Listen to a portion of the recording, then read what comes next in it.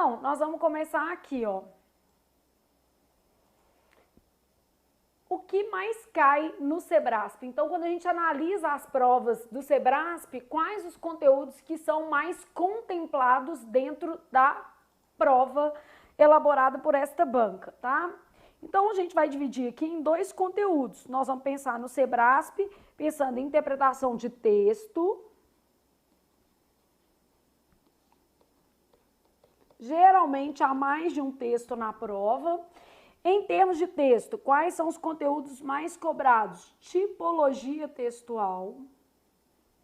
Se o texto é injuntivo, expositivo, né, narrativo, se o texto é dissertativo, argumentativo, informativo, então tipologia textual. Referenciação, sempre há uma questão de referenciação. Retomada de termos por meio de pronomes ou outros nomes, né?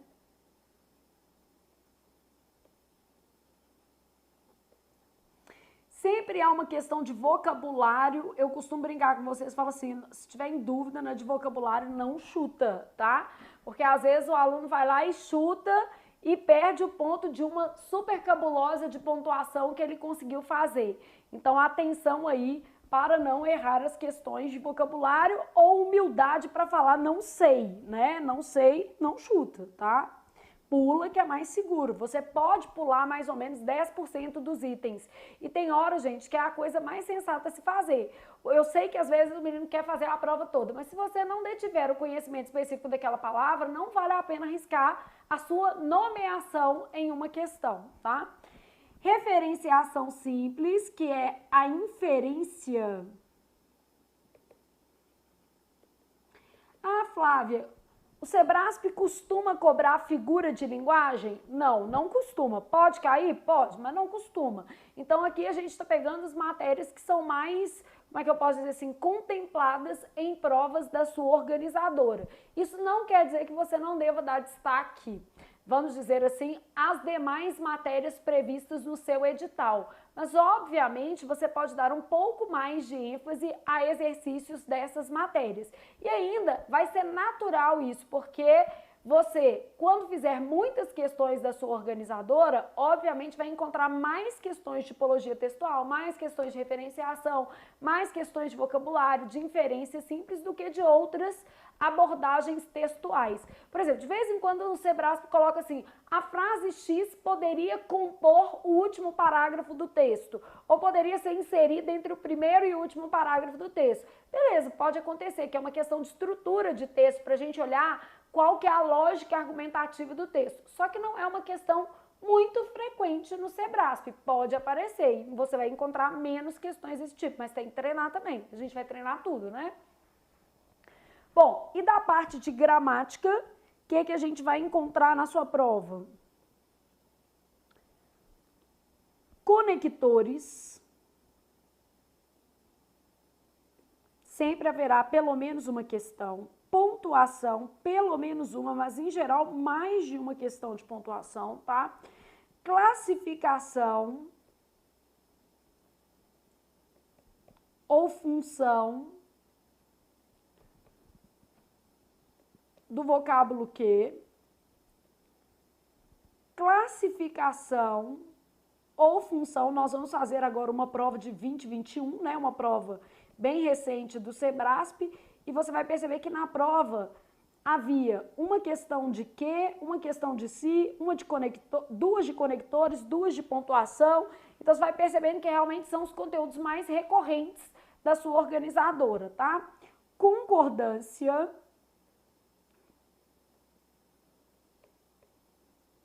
regência, crase,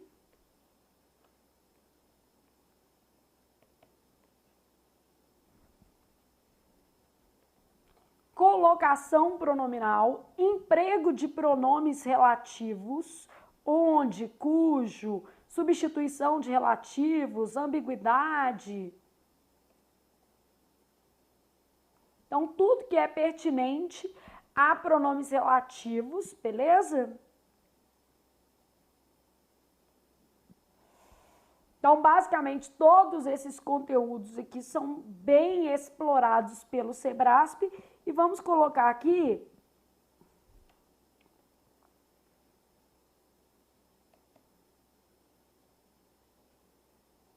oração adjetiva, que também o Sebrasp gosta muito. Flávia, ainda dá para colocar mais alguns? Sim, por exemplo, vozes verbais também é uma matéria que o Sebrasp gosta.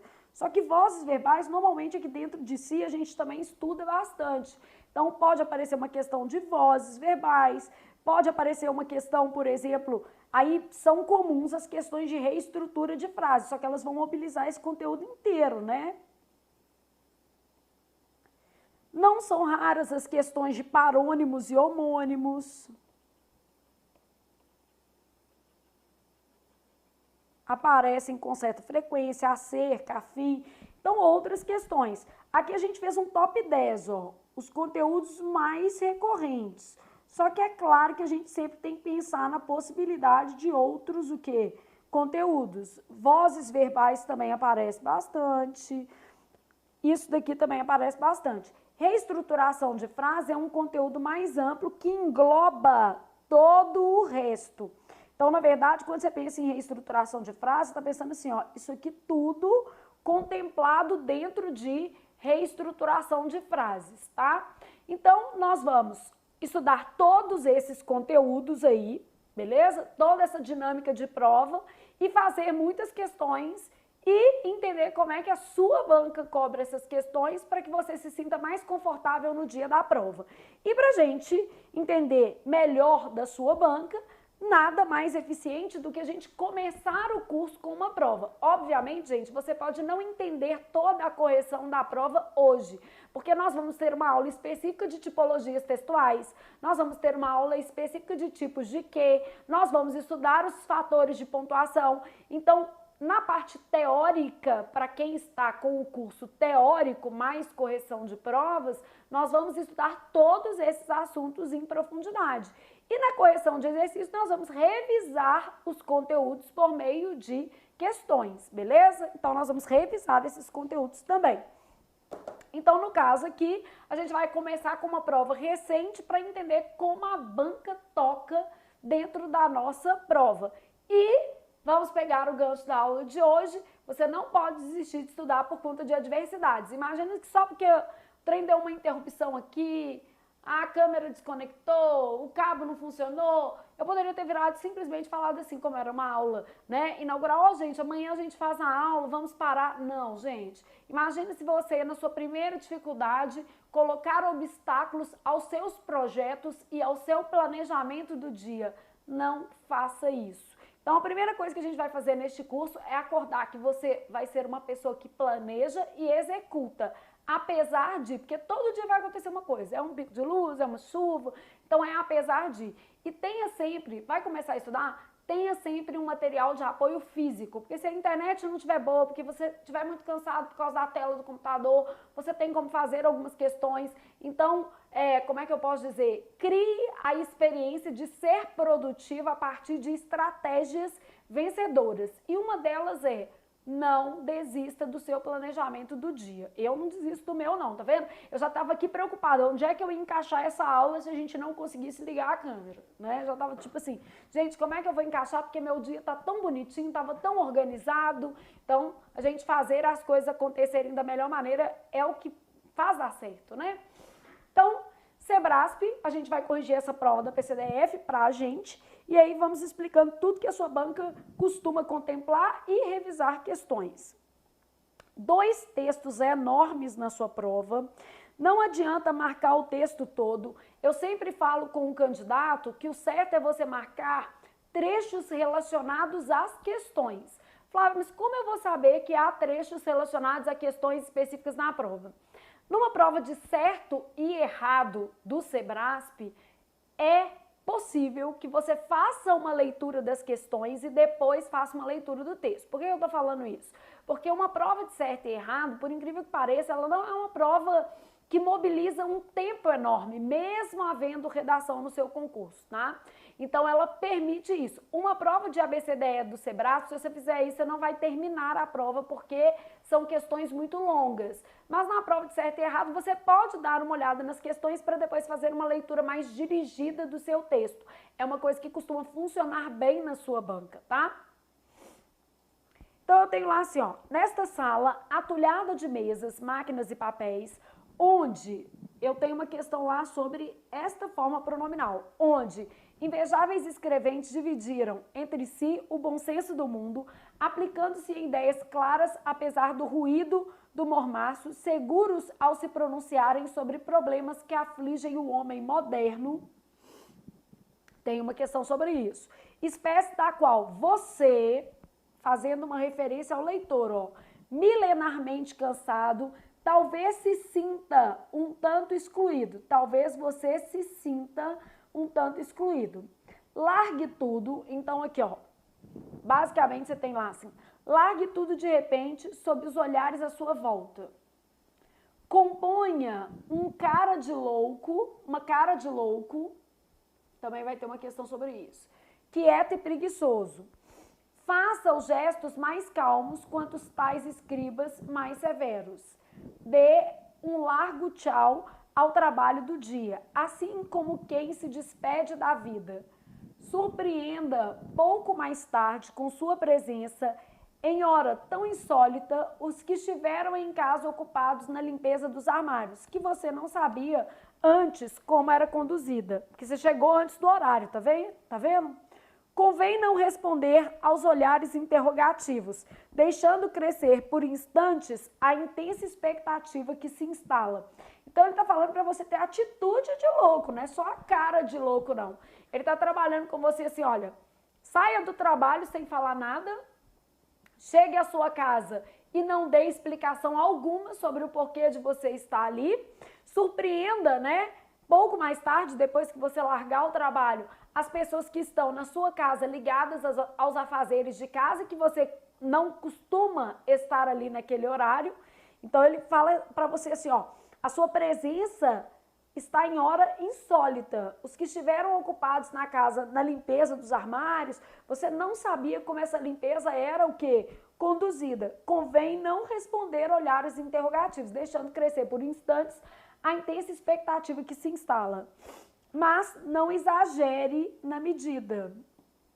E suba sem demora ao quarto, libertando aí os pés das meias dos sapatos, tirando a roupa do corpo como se retirasse a importância das coisas, pondo-se, enfim, em vestes mínimas, pondo a si mesmo, ou seja, tirando a própria roupa,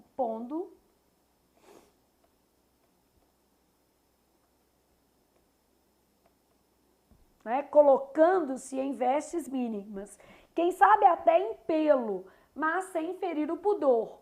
O seu pudor, bem entendido? Então, não é o pudor dos outros, é o pudor relacionado a si mesmo, espécie da qual você milenarmente cansado se sinta um tanto excluído, talvez. Então, aqui, ó, ele faz um diálogo com o leitor, seu, você, tá vendo? Faz referências ao leitor nesses parênteses.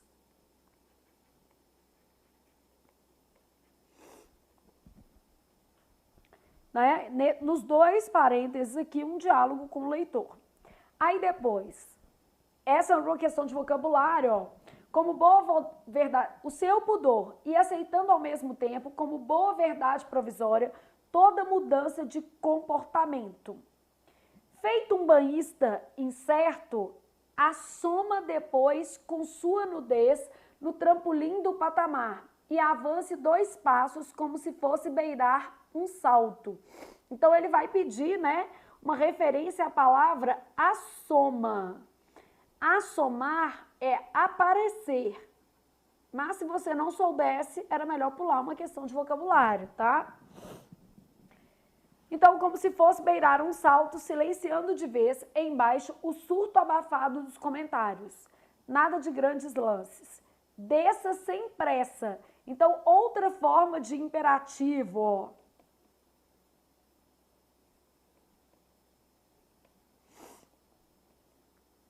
Então, eu tenho desça sem pressa, degrau por degrau, sendo tolerante com o espanto. Coitados, fazendo uma referência aqui, né, a outros dentro da perspectiva do texto, né?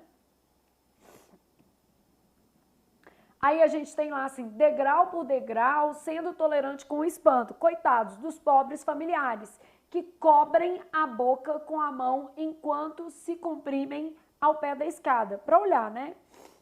Passe por eles calados, circule pela casa toda como se andasse numa praia deserta, mas sempre com a mesma cara de louco, ainda não precipitado. Então, de novo, está dialogando com você aqui nos parênteses, ó.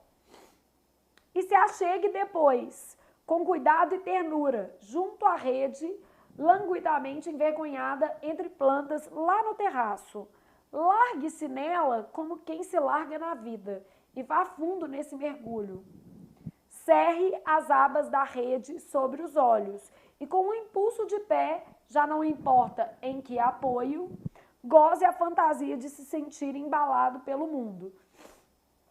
O texto do Raduan Nassar está no livro Os Melhores 100 Contos Brasileiros do Século. E, gente, existem contos maravilhosos a serem lidos na nossa literatura. Amor, da Clarice Lispector, é um conto que eu super indico, muito maravilhoso. E o Raduan Nassar, né, tem um livro, uma obra muito extensa, mas um dos livros que eu mais gosto do Raduan Nassar é Um Copo de Cólera. É um livro espetacular também, muito bom aí para quem curte literatura. Então, o texto aqui, porque a prova do Sebrasp também é cultura, e aí a gente vai trabalhar todas as questões voltadas a esse texto e revisar as matérias a partir das questões.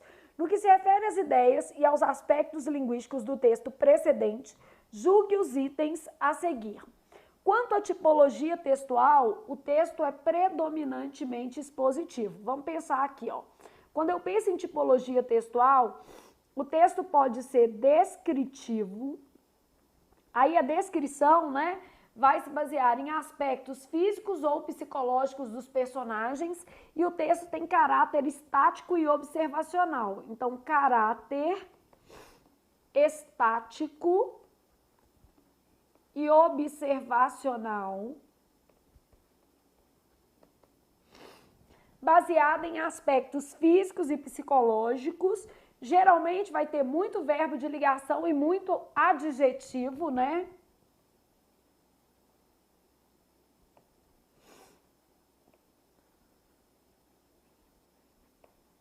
Que a gente vai trabalhando esses conceitos aqui. Então, em geral, apresenta muitos verbos de ligação e muitos adjetivos.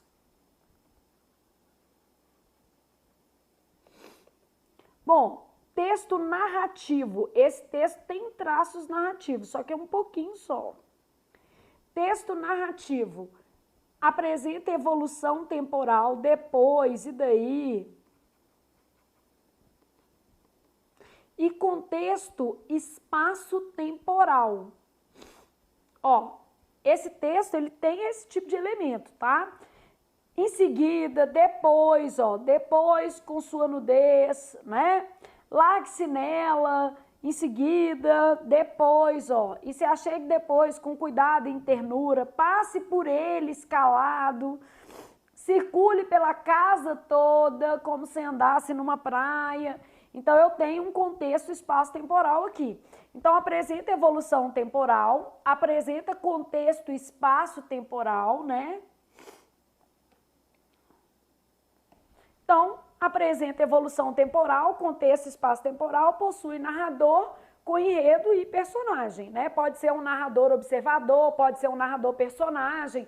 Isso não faz diferença para efeito de se tratar de uma narrativa, tá?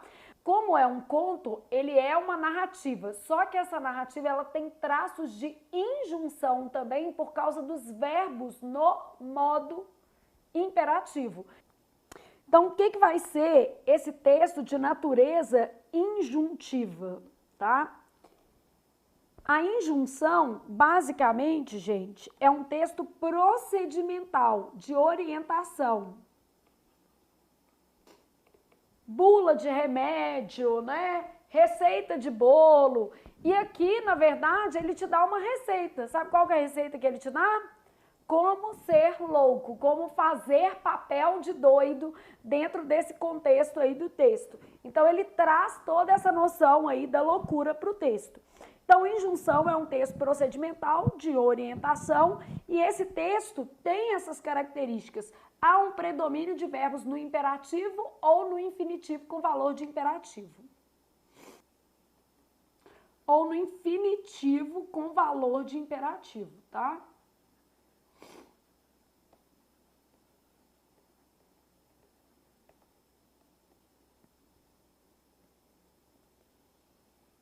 Então, esse texto que está aparecendo aqui, ele tem os seguintes elementos. Ele não é expositivo. O que é um texto expositivo? Apresenta uma base conceitual. O texto expositivo, ele está orientado para análise e explicação.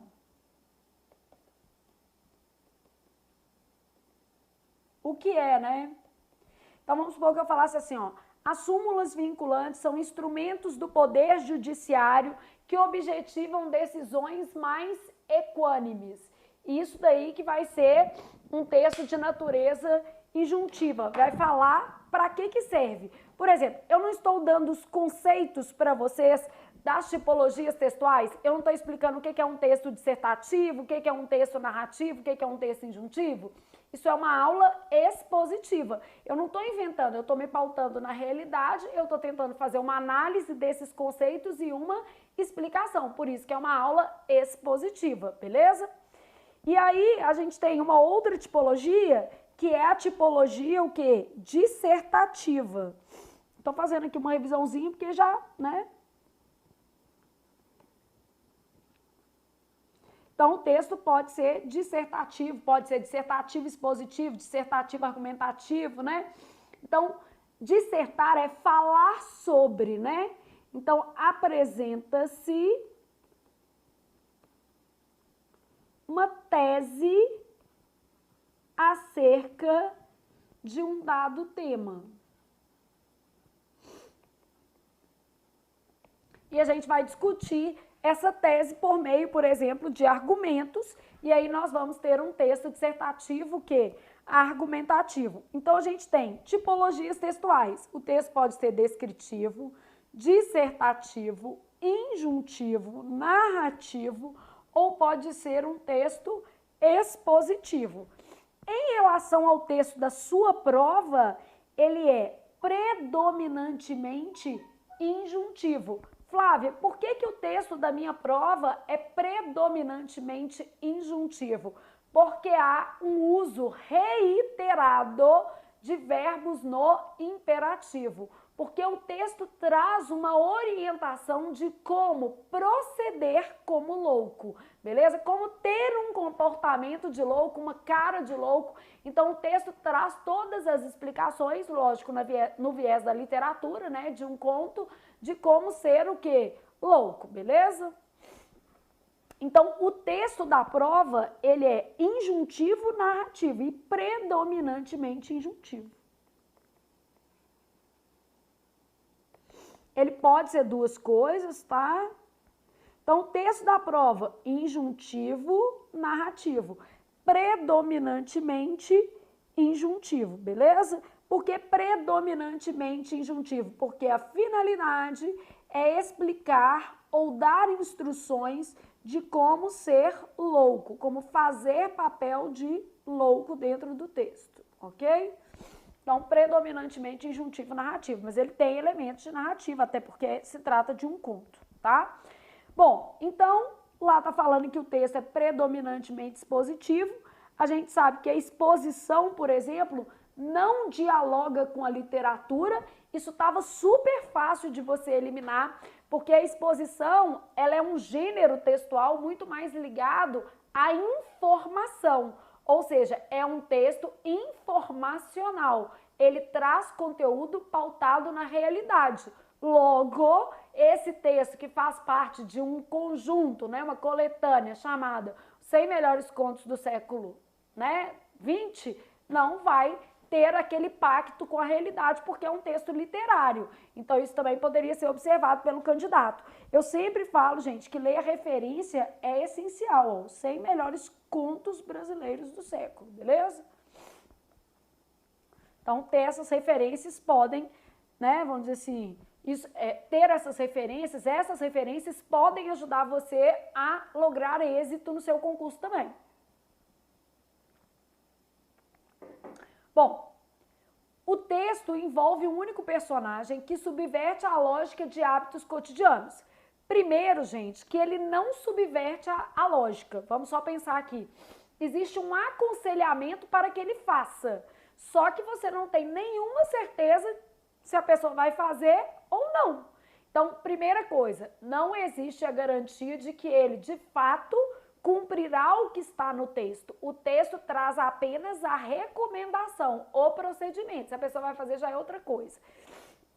Então, tá falando que ele envolve um único personagem que subverte a lógica dos hábitos cotidianos.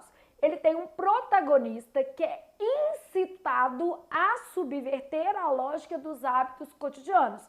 Mas o texto traz outros personagens, outras referências. A pessoa que está limpando a casa, as pessoas que estão observando esse protagonista na escada. Então, ele traz outros elementos aí. E personagem já remete ao contexto da narrativa, tá vendo? O que te ajudaria a descartar a ideia de texto que expositivo também. Tem que prestar atenção em tudo para não errar, né?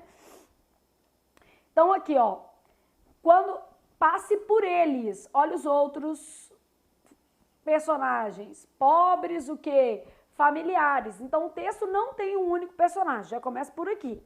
E a outra coisa que a gente pode observar aqui é que o texto é uma incitação, né? Incitação, ó. Nesta sala atulhada de mesas, máquinas e papéis, onde invejáveis escreventes dividiram entre si o bom senso do mundo, aplicando-se em ideias claras, apesar do ruído do mormaço, seguros ao se pronunciarem sobre problemas que afligem um homem moderno, espécie da qual você milenarmente cansado, talvez se sinta um tanto excluído, largue tudo de repente, largue, tá orientando. Componha uma cara de louco, dê um tchau, surpreenda, convém não responder olhares interrogativos dos seus colegas de trabalho.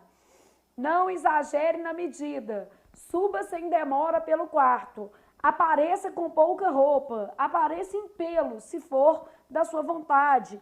Então, o que a gente tem nessa alternativa aqui? A alternativa está errada. Primeiro porque fala que o texto envolve um único personagem. Não, o texto envolve um protagonista.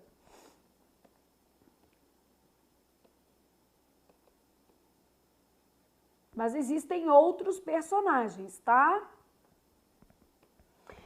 O texto envolve um protagonista que é isso aqui, ó.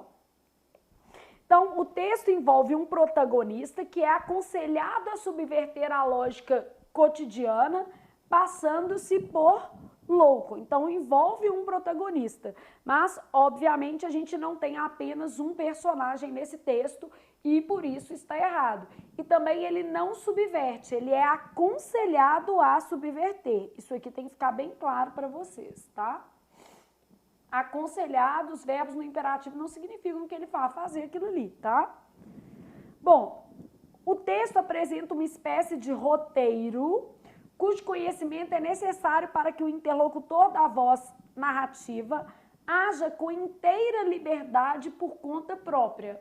Bom, roteiro e liberdade não combinam, né? Pensa comigo, se você tem um roteiro, quer dizer que você vai agir sem liberdade, você vai seguir o roteiro. E, aliás, a característica da injunção como tipologia textual é exatamente trabalhar padronização, procedimento. Então, quando ele fala, faça isso, olha, mas não exagere, observe isso, passe sem olhar para trás, olha, mas não faça dessa forma. Ele está tirando a liberdade do protagonista. O narrador aconselha e padroniza a conduta que ele considera que é adequada ao protagonista, beleza? Então, não existe essa liberdade aqui. O texto apresenta uma espécie de roteiro, isso é verdadeiro, cujo conhecimento é necessário para que o interlocutor da voz narrativa haja. Isso também é verdadeiro, para que ele haja com inteira liberdade e por conta própria, não. Para que ele haja de acordo com as orientações do narrador, né?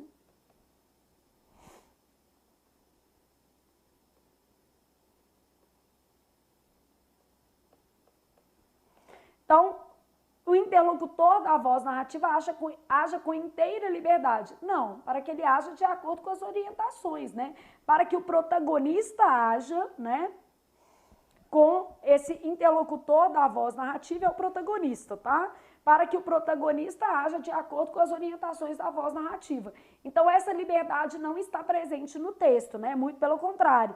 O texto, que é injuntivo, ele é narrativo e injuntivo, traz um procedimento,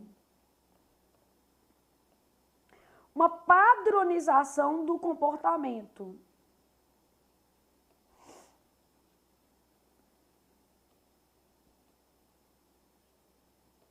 E eu gosto de deixar escrito assim, porque depois você vai fazer essa prova de novo. Então, basicamente, é como se você já tivesse o exercício comentado, né? Você consegue entender melhor ali o que a gente pensou em cada questão. Então, nosso problema é agir com inteira liberdade por conta própria. Não são inferências possíveis a partir do texto. Também não é uma inferência possível dizer que ele subverte a lógica dos hábitos cotidianos. Dá para a gente inferir apenas que ele é incitado a, que ele é aconselhado a subverter. Mas se ele vai fazer ou não, isso a gente já não pode garantir. Então, beleza. Ai, Flávia, mas 3 erradas eu ia ficar com muita dúvida. Meu filho, então cuidado, porque a gente tem uma sequência com mais 1, 2, 3, 4, 5, 6, 7 certas. Então, nada a ver, né? Não tem esse negócio de trocar a resposta porque tá dando muito errada ou porque tá dando muito certa. Vamos parar com a inocência e vamos estudar, que é o que faz a diferença, tá? Aqui, não é teoria de quantidade de chute, quantidade de acerto, não, que não é isso que leva o menino à nomeação, não, é saber. Bom, depois eu tenho lá assim, ó, a sequência de ações do texto se organiza a partir de uma lógica imperativa, ó, são verbos no imperativo.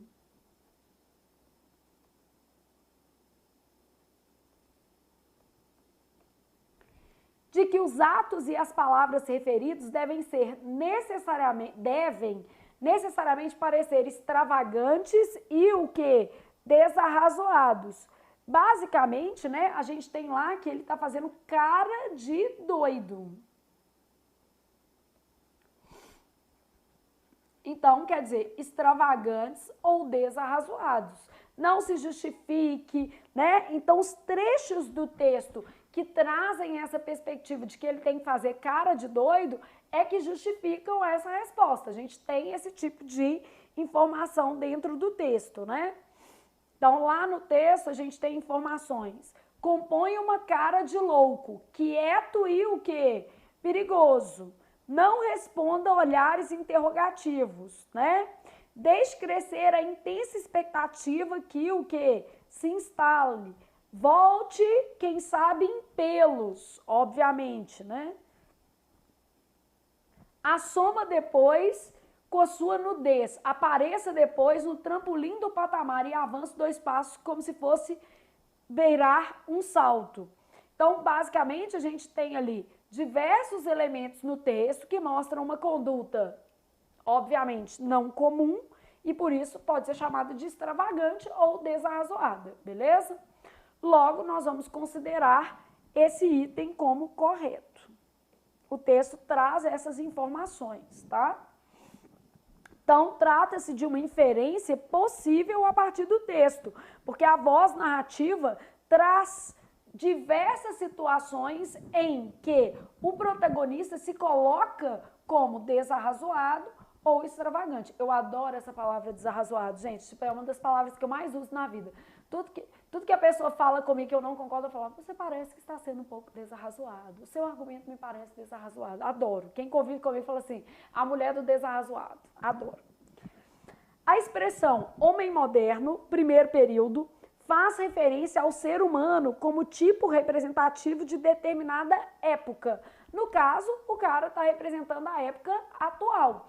Então, quando ele faz homem moderno, a própria palavra moderno, gente, né? Homem pré-histórico já traz essa consideração de determinada o quê? Época. E ele mostra que esse homem faz parte do cenário contemporâneo. Então, lá no texto, ó, seguros ao se pronunciarem sobre problemas que afligem o homem moderno, espécie da qual você, milenarmente cansado, aqui é uma hipérbole, né? Se fosse cobrar a figura de linguagem, um exagero, né? Milenarmente, você não vive 1000 anos, talvez se sinta um tanto excluído. Então, o homem moderno é o homem de hoje. Então, ele faz uma referência aí a um enfoque temporal voltado para o homem, beleza? Então, ele traz essa abordagem sobre o homem, faz uma referência. Então, a expressão homem moderno, no primeiro período, faz referência ao ser humano como um todo, tipo representativo, né? Não é homem e mulher, né? É o ser humano, e de determinada época, que é de agora. Logo, o item está correto, é uma inferência possível a partir do texto. Então, a palavra homem não se limita ao gênero masculino. Esse você que ele fala, né? Qualquer leitor. E moderno, né? Faz uma indicação temporal de hoje.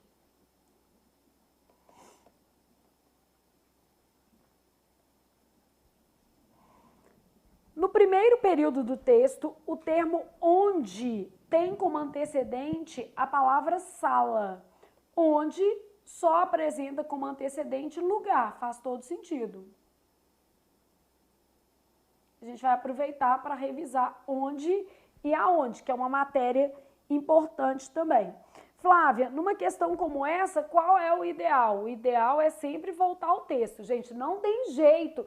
E o Sebrasp, nas provas mais recentes, ele parou de colocar a linha. Isso aí foi um prejuizão para o aluno, porque dificultou um pouco localizar as informações. Mas, enfim, a gente tem que lidar com a realidade. Não tá pondo, não tá pondo. Então, nesta sala, atulhada de mesas, máquinas e papéis, onde? Onde? Na sala, ó. Na sala, atulhada de mesas, máquinas e papéis, onde invejáveis escreventes dividiram entre si o bom senso do mundo, aplicando-se em ideias claras, apesar do ruído e do mormaço. Então, o pronome onde faz uma referência a lugar físico e, no caso aqui, o lugar físico é a sala.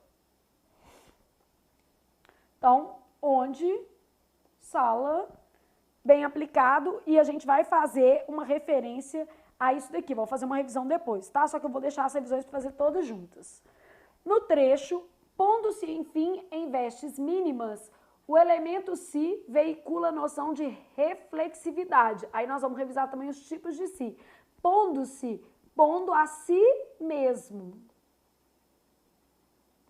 Então, se é uma indicação de a si mesmo, a ideia é de reflexividade. Eu posso colocar outra pessoa em uma situação perigosa. Então, eu me coloquei em uma situação perigosa ou eu te coloquei em uma situação perigosa. Quando eu falo eu coloquei a mim mesma. Então, a noção é de reflexividade. O que é a noção de reflexividade?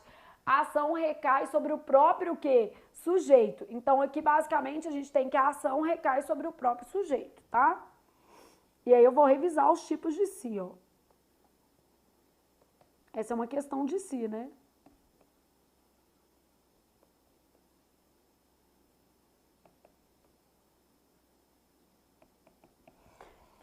Então, essa daqui, ó, tipos de si.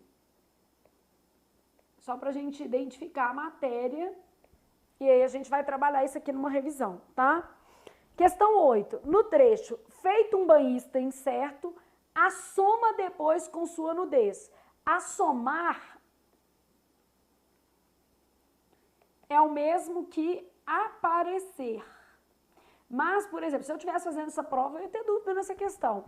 Assoma depois com sua nudez no trampolim do patamar. Pelo contexto, dá para perceber que é no sentido de apareça, surja. Então, assoma depois, surja. Assoma foi empregado no sentido de surgir, surja. Certa é uma questão de vocabulário, para você mapear aí as matérias. Flávia, na dúvida, olhe o contexto, observe se eu tenho condições de responder pelo contexto, né? Se o contexto é suficientemente satisfatório para eu responder a questão. Não sendo, eu prefiro sempre pular. Eu já vi questões de vocabulário no Sebrasp, porque assim, a gente jura que é uma coisa e quando você vai olhar a palavra é outra. E vamos nos lembrar de que o Sebrasp coloca assim, texto adaptado. Então ele pode muito bem procurar uma palavra no dicionário que ninguém conhece só para fazer isso aqui com a pessoa, né? Só para acabar com a vida das pessoas. É isso. Então, essa era uma questão de vocabulário que, na dúvida, talvez eu pulasse. No trecho, largue tudo de repente, sob os olhares à sua volta. Só que essa daqui, por exemplo, ó, já é uma questão super legal. É uma questão de crase e ela é bem técnica, igual essa de tipos de si. Super técnica, então o aluno vai saber essas coisas se ele estudou, né? Largue tudo de repente sob os olhares à sua volta. O uso do acento indicativo de crase é facultativo. Verdade, ó. A crase é facultativa antes de pronomes possessivos femininos no singular que não subentendam palavras, né? E nós vamos revisar isso. A crase é facultativa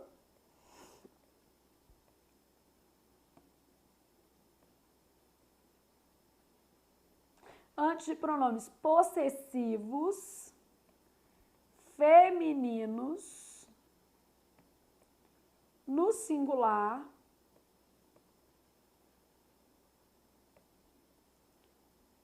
que não subentendam palavras.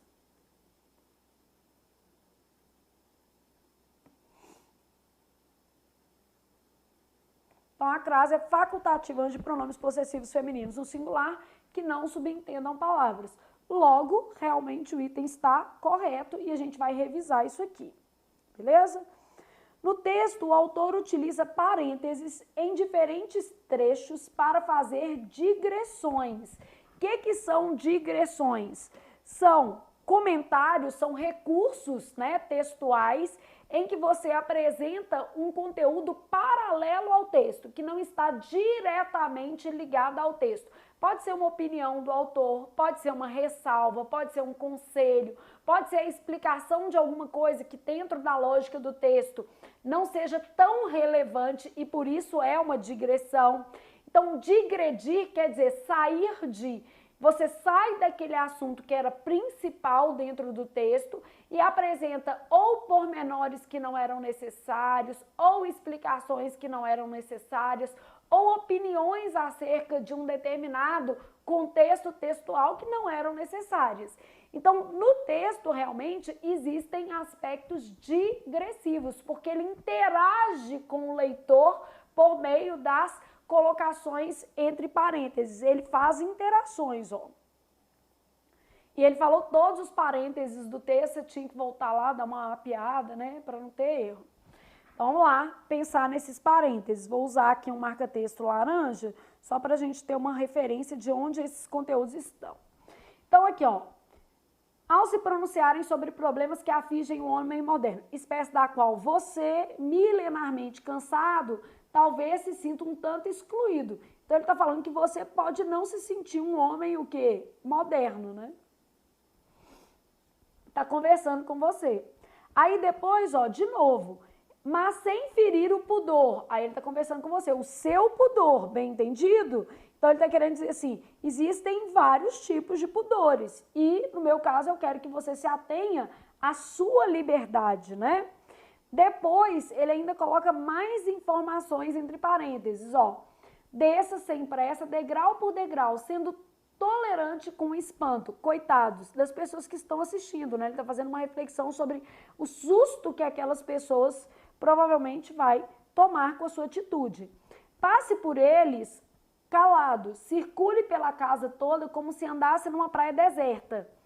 ressalvou, mas sempre com a mesma cara de louco, ainda não precipitado. Então, ele ainda está conversando com você, aqui é uma ressalva, tá? Depois ele coloca assim, ó, cerre as abas da rede sobre os olhos. E com o impulso do pé, já não importa que apoio, está conversando com você também. Não importa se você vai apoiar na parede, se vai apoiar em alguém, em si mesmo, né? Goze a fantasia de se sentir embalado pelo mundo. E embalado pelo mundo aqui é uma metáfora para falar de liberdade, né? Então, neste caso aqui, a gente tem os parênteses dentro do texto apresentando uma lógica digressiva mesmo. São opiniões do autor ou ressalvas, né? No caso, a gente tem as duas funções aqui. Então, o importante nessa questão era você saber o que era digressão. A verdade é que muito aluno provavelmente não saberia o que é isso aqui, né? Então, a digressão é um recurso. Então, um recurso discursivo usado para apresentar trechos fora da ideia principal do texto. Beleza? E no trecho, a gente tem lá opiniões do autor, ressalvas,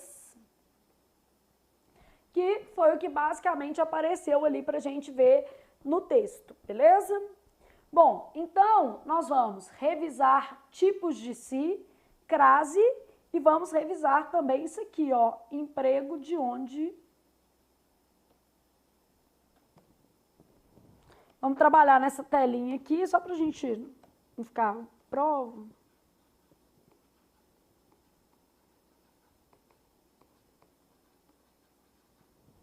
Primeira coisa que a gente sabe é que essas formas pronominais devem ter como referente apenas lugar. Tanto onde quanto aonde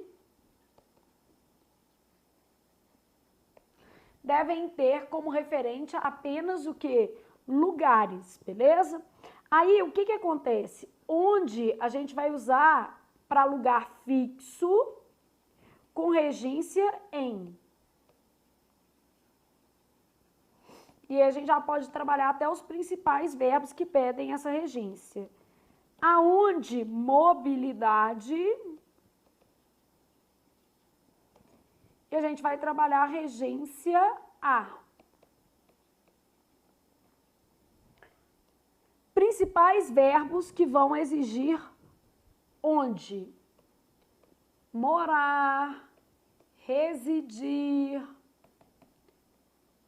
domiciliar, ficar, entregar, estar.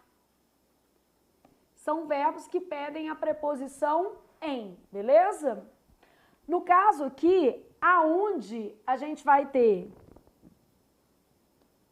mobilidade, a gente vai trabalhar com esse grupo aqui, ó, CVC, ir. Chegar, voltar, comparecer, ir e retornar. Tudo por uma boa viagem. Não sei se aí no seu estado tem CVC, mas aqui em Belo Horizonte a gente tem. Chegar, não tô ganhando nada para falar CVC não, tá? Ir e retornar. É só um mnemônicozinho que a gente tem aqui para trabalhar. Muito pelo contrário, cheio de crase errado nos panfletos. Chegar, voltar, comparecer, ir e retornar são os verbos mais comuns aí associados à preposição a. Então, vamos supor que eu tivesse assim, ó. Houve uma época, aí você vai pensar aqui, né? Então, ó, vou pensar nas situações aqui. Houve uma época, o que eu vou colocar? Onde, aonde, outra coisa. O que você acha que vai caber aqui nesse contexto? Houve uma época, nem onde, nem aonde, né, meu filho? Porque não é lugar, época é tempo. Houve um ano onde... mesmo sendo um ano da pandemia, meu filho, foi muito difícil, mas enfim, não dá para usar nem onde, nem o quê. Aonde? Houve um ano em que, houve um ano no qual, houve uma época em que, houve uma época no qual, houve um tempo em que, uma época na qual, tá? Houve um ano em que, houve um ano no qual, houve uma época em que, houve uma época na qual as coisas, né, foram mais difíceis. Então, neste caso aqui, a gente não vai poder usar nem onde, nem aonde. Por quê? A primeira questão é que o referente deve ser o quê? Lugar. Então, houve uma época em que, houve uma época na qual as pessoas eram mais educadas. Na sala em que estávamos, tá certa, ou na sala onde estávamos. Nada impede que a gente, por exemplo, tenha uma questão do Sebrasp pedindo a substituição. Na sala em que estávamos ou na sala na qual estávamos, as três formas são corretas. Aqui eu não posso usar nem onde e nem aonde. E aqui, como é o verbo estar, eu não posso usar aonde, né? Só posso usar onde. O local aonde comparecemos para depor era adequado. Quem comparece, comparece a. A regência desse verbo é a regência a. E a regência deste verbo é a regência em. Flávia, eu poderia colocar assim, o local ao qual comparecemos? Posso. A que comparecemos? Posso também. São formas corretas e poderiam aparecer numa questão, por exemplo, de substituição. E é super comum isso na sua organizadora, beleza? Então, o que eu quero te mostrar é o seguinte. Tanto a forma onde quanto a forma aonde só podem ser usadas com referência a lugares. Em situações de tempo, nós vamos usar outros mecanismos de relação, outros mecanismos coesivos, em que, no qual, na qual, enfim, o que couber dentro do contexto discursivo. Quando eu posso usar onde, não significa que eu só possa usar onde. Eu tenho outras formas pronominais igualmente corretas. Eu preciso observar a regência para fazer a substituição. Então, na sala em que estávamos, na sala na qual estávamos ou na sala onde estávamos, as três frases são corretas. O local aonde comparecemos, ao qual comparecemos ou a que comparecemos, as três construções são corretas, beleza? De acordo com a norma culta. Então, dá para pensar nisso aí? Perfeito? Bom, e aí passando então para agora tipos de si, que também é uma matéria que despenca e faz todo sentido a gente pensar em tipos de si.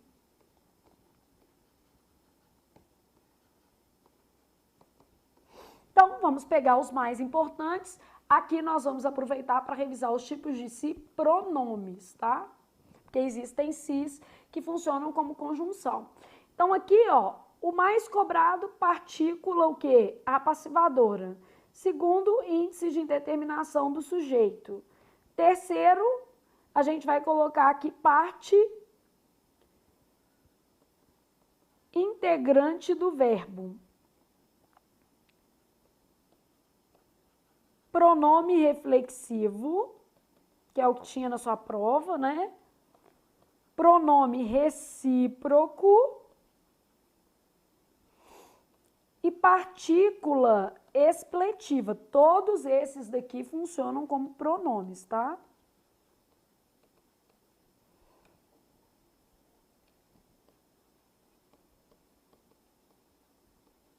Pocinhos, porque quem tiver menos domínio, né? Partícula de indeterminação do sujeito é a mesma coisa, tá? Então, quais são as possibilidades aqui dos meus tipos de si? Para ele ser partícula passivadora, eu tenho que ter verbo transitivo direto ou verbo transitivo direto e indireto, mais um sujeito como, gente, paciente. E ainda eu tenho que saber o seguinte, o verbo concorda com o quê? O sujeito, né?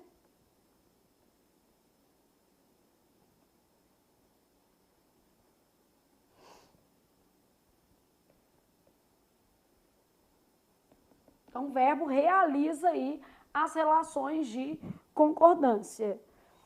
Para ele ser índice de determinação do sujeito, eu tenho que ter verbo intransitivo, transitivo indireto ou verbo de ligação, sempre na terceira pessoa do o quê?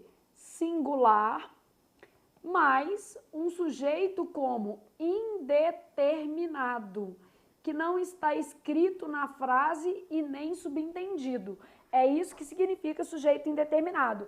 Ele existe, então quando eu penso em sujeito indeterminado, ele existe, mas não está escrito nem implícito na forma verbal, beleza?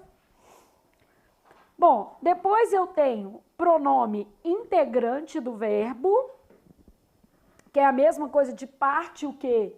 Integrante do verbo. Aqui a gente vai ter uma situação de verbo pronominal. Quando o verbo é pronominal, significa dizer que o pronome não tem função sintática e nem semântica, mas não pode ser suprimido, tem que estar ali. Então, o pronome não tem uma função sintática específica e nem semântica, não tem valor de a si mesmo, não tem valor de um ao outro, mas ele faz parte do verbo e, portanto, não pode ser suprimido, tá? Quando eu falo que ele integra o verbo, eu quero dizer não dá para suprimir, não pode tirar. Então, ele não tem função, mesmo assim, ele integra o verbo, não pode ser o quê? Retirado, beleza? Pronome reflexivo. O que acontece com o pronome reflexivo? Primeira coisa que ele é igual a si mesmo. Bom, então ele já tem uma carga semântica, né? Então, a ação recai sobre o próprio sujeito. Pronome reflexivo. Pronome recíproco tem valor de um ao outro. Vai dar uma ideia de reciprocidade. Então, essa ideia de um pratica a ação sobre o outro, né? Então, um agente pratica a ação sobre outro que? Agente. Partícula expletiva. O que acontece quando a gente tem uma partícula expletiva? Pode ser suprimida.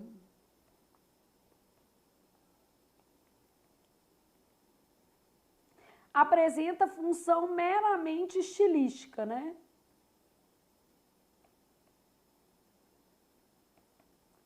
O que é uma função estilística? Não tem função sintática nem o que? Semântica. Pode retirar e não faz falta dentro do contexto discursivo. Então, quando você pensa em partícula passivadora, por exemplo, você tem lá assim, ó. Não se resolvem polêmicas sem discussão. Polêmicas, sujeito, não são resolvidas sem discussão. Partícula passivadora, né? Índice de indeterminação do sujeito. Olha aqui, eu vou colocar um verbo que aparenta ser direto, mas nessa frase não é, ó. Vende-se muito em determinados períodos do ano. Porque a transitividade do verbo varia em função do contexto, né? Vende-se muito em determinados períodos do ano. Então, quem vende, vende, intransitivo, muito é o tanto, então adjunto adverbial de intensidade.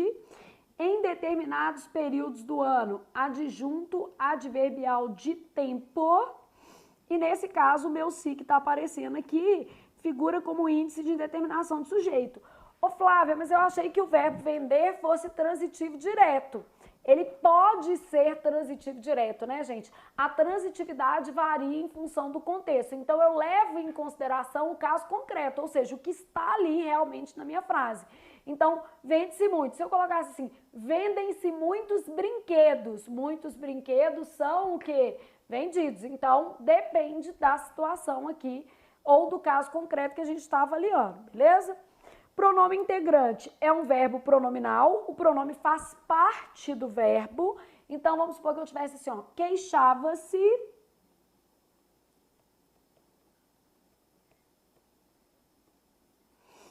dos amigos do marido, dos solteiros, né, gente? Aqueles que levam para o mau caminho, não vou me queixar de todos, não. Quem se queixa de verbo transitivo indireto, dos amigos do marido, objeto indireto, E o se que está aqui é parte integrante do verbo, é PIV. Ou seja, ele faz parte do verbo. Quem se queixa de. Eu uma vez fui contratada para dar uma aula no Rio de Janeiro, né? Aí, beleza. Geralmente eu vou de avião, porque vai mais rápido, eu gosto de voltar de preferência depois da aula, porque tem família, né, gente? Eu quase não vejo meus meninos, então prefiro. Mas meu marido, não, me leva, deixa que eu vou de motorista, pede para pagar a gasolina que a gente vai de carro, que eu fico por sua conta lá no Rio. A boba que resolveu, né, ceder. Falei assim, mas isso aí vai ter uma paga, gente, que até hoje eu tenho ódio desse dia. Fui com o Alexandre para o Rio de Janeiro, meu patrão pagou a gasolina em vez de pagar a passagem aérea, para o Alexandre poder ir junto comigo. Ele falou assim, não, vou ficar por sua conta lá. Falei que sua única missão é me levar para dar a aula 8 horas da manhã e me buscar às 18, que era o dia todo de aula, tipo um aulão de português. Então você me busca 8 e às 18. É bom que aí no domingo a gente vai à praia, enfim, faz alguma coisa legal e volta no domingo à noite para trabalhar segunda-feira de manhã. Tava tudo perfeito, fim de semana, pensei, nossa, quase lua de mel, né? Quase lua de fel. Alexandre encontrou um amigo dele, que é daqui de Belo Horizonte, mas mora no Rio de Janeiro. E falou assim, não, enquanto a Flávia dá aula, vou ali tomar uma cervejinha na praia. Beleza, gente. 6 horas no meu serviço, nada. Ligo para Alexandre, nada. Ligo no hotel, nada. Pensa, aí a minha mente nunca ia imaginar que ele estava bêbado, dormindo. Não, porque eu penso como eu agiria. Jamais faria isso com a pessoa, né? Então, na minha cabeça, ele tinha sido sequestrado, assassinado, morto, batido o carro. Eu já tinha pensado, estava quase ligando no IML. Nada. Ou 7h30, eu falei assim, vou pegar um táxi, não tem jeito, porque realmente já estava 1h30 lá na porta do curso esperando e não conseguia falar com o Alexandre. Falei, vou ter que ir ao hotel e ver, né, que providências eu vou tomar, já quase preparando o enterro do meu marido, já chorando, angustiada, já estava tipo assim, ligando para a família aqui em Belo Horizonte para ver o que tinha acontecido. Aí cheguei lá no quarto do hotel, na hora que eu abri a porta, gente, sem brincadeira, Alexandre roncando assim no ar-condicionado. Eu não acreditava naquilo, não. Eu falei assim, gente, eu vou matar essa pessoa, não tem condição. Tipo assim, ar-condicionado torando e ele roncando mais ainda. Aí ele abriu o olho, me viu e falou assim, que bom que você chegou, tô com uma fome. Gente, eu passei, tipo assim, o resto do sábado com vontade de matar o Alexandre. No domingo de manhã eu falei, nós vamos embora, meu filho. Não tem menor condição da gente ficar aqui, porque eu vou te matar, né? Então, você quer comer? Cuidado, porque se eu estiver perto, corre o risco de ter veneno. Então, queixava-se dos amigos do marido, não todos, mas deste amigo do Rio de Janeiro, claro que eu me queixo. Olha a ideia da pessoa. Ficou o dia inteiro bebendo com o Alexandre quando eu estava trabalhando, esperando uma mísera carona, patrocinada por mim, que fui lá trabalhar, fiquei esperando e ainda tive que voltar de táxi e assistir a essa cena fatídica. A vida não é perfeita, gente. Os maridos também não. Flávia, mas você perdoou, continuou casado? Perdoei, né, gente? Isso aí não é imperdoável, não. Mas paga vai ter. Estou só esperando o momento exato de deixá-lo esperando em algum lugar. Bom, então, neste caso aqui, queixava-se dos amigos do marido, você tem o verbo queixar-se funcionando como verbo que? Pronominal, beleza? Pronome reflexivo vai ter a ideia de a si mesmo. Considerava-se uma boa pessoa, exceto pelo traço de vingança, né? Então, considerava-se uma boa pessoa, considerava a si mesma, beleza? Então, neste caso aqui, considerava a si mesma. Pronome recíproco, eles não se falaram por dias, um com o outro. Meu caso com o Alexandre nesse dia. Então, eles não se falaram por dias, um com o outro, beleza? Então, no caso aqui, um com o outro. Partícula expletiva pode ser suprimida, tem uma função estilística dentro do contexto do texto. Então, por exemplo, acabou-se o tempo da inocência. Então, acabou-se o tempo da inocência. O que a gente está dizendo aqui é que o tempo da inocência, sujeito, acabou. Esse se pode ser suprimido sem prejuízo do contexto que? Da frase, beleza? Então, aqui são os tipos de sis que a gente tem.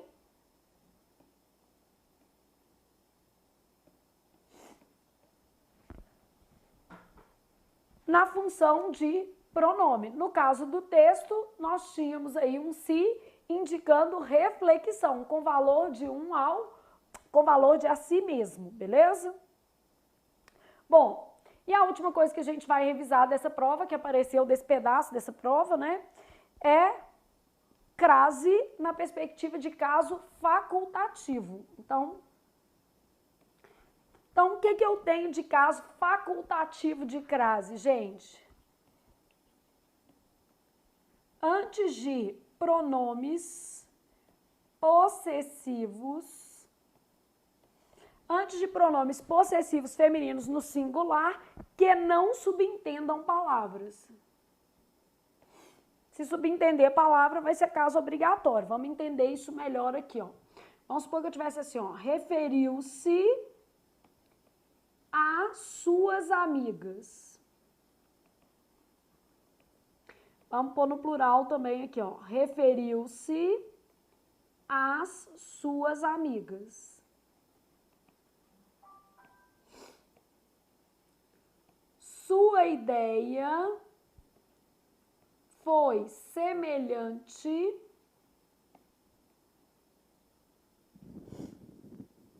à minha. Só para a gente analisar o caso de maneira mais adequada. Referiu-se às suas amigas. Quem se refere a. E aqui não apareceu o artigo, ó. É um caso proibido, gente. Porque eu tenho um a singular seguido de palavra plural. Se eu tenho um a singular seguido de palavra plural, isso é caso proibido de crase.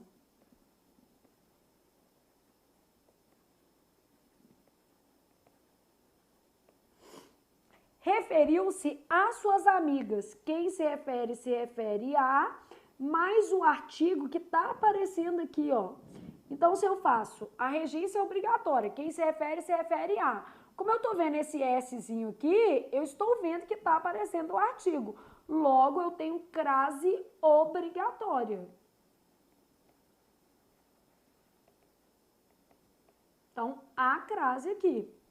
Sua ideia foi semelhante à minha. Sua ideia foi semelhante à minha ideia. Então, o que é semelhante a, mais o a artigo para marcar a elisão da palavra ideia, a omissão dessa palavra.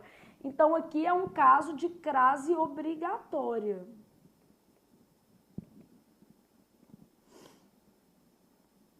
Então, tem que ter. Era favorável à sua ideia. Quem é favorável a. O artigo antes do pronome possessivo é facultativo, então pode ser sem ou com. Era favorável à sua ideia e era favorável à sua ideia. Cumpridas as condições de ocorrência, eu tenho que o artigo é facultativo antes do pronome possessivo e, portanto, a crase o será. Mas eu preciso avaliar, né? Então, o artigo é facultativo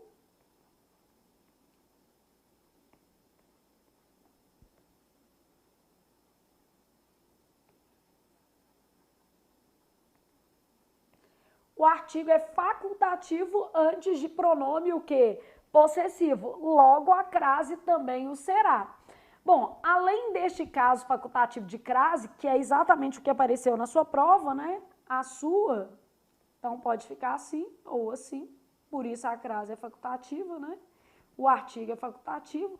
E observando que em outras situações eu posso ter um caso obrigatório, como aqui, porque subentendeu palavras, ou aqui porque eu tinha fusão de preposição mais artigo, e aqui um caso proibido porque existia apenas a preposição. Então, precisa avaliar o caso concreto. Antes de pronome possessivo, a crase vai ser facultativa se esse pronome possessivo for feminino e estiver no singular e não subentender a palavra. Em outras situações, ou eu vou cair em caso proibido ou eu vou cair em caso obrigatório.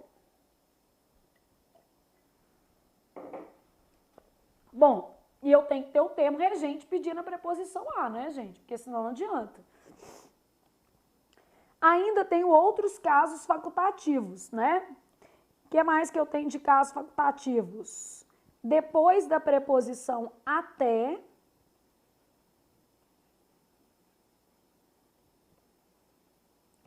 porque aqui a preposição a é facultativa, e o outro caso é antes de nomes próprios,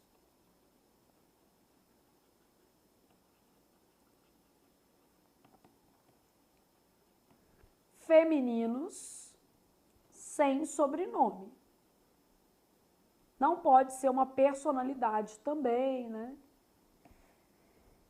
Então, antinome próprio sem sobrenome. Depois a preposição até, vou até a ou a escola, caso facultativo. Antinomes próprios femininos, referiu-se a ou a Flávia, por exemplo. Pode ser Flávia Rita. Flávia Rita é breguice, é nome próprio. Minha mãe, que era devota de Santa Rita, colocou Flávia Rita. Minha irmã ainda chama Rita de Cássia, né? Então, vou até a escola, referiu-se a ou a Flávia Rita. São outros casos facultativos de crase. Aí o aluno pergunta assim, Flávia, só existem esses três relacionados à matéria de crase, somente esses três. O que pode acontecer é, por exemplo, em função da regência, você ter um outro caso facultativo de crase. Vou te dar um exemplo. A regência do verbo atender é uma regência preferencial. Quando ele está acompanhado de coisas, ele é preferencialmente transitivo, indireto e exige a preposição a. Isso o verbo atender, e inclusive um verbo que já caiu muitas vezes no Sebrasp. E aí, ocasionalmente, a gente tem questões de crase facultativa, mas é por causa da regência do verbo, né? Porque o verbo pode ser regido pela preposição a ou não, beleza? Então, esses são os casos relativos à crase puramente. Mas como a crase depende também da preposição, eu posso ter situações em que a preposição a é facultativa e em decorrência disso a crase também o será, ok? Então aí revisando esses casos de crase facultativa aqui que a gente tem também na nossa língua.